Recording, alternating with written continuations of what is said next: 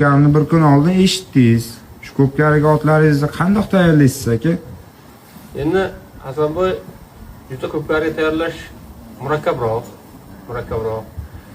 Qaysidir otimiz to'q borish xohlaydi, qaysidir otimiz och borsa chopadi. Shunga qarab tayyorlanadi otlar.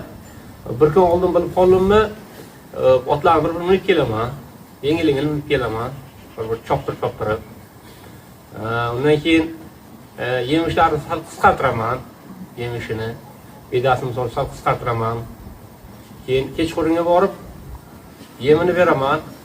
Yemdan keyin qantaraman 1 soat, 1,5 soat, uzoq 2 soat qantarib qo'yaman.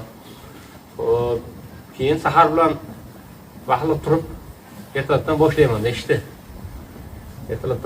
ishni.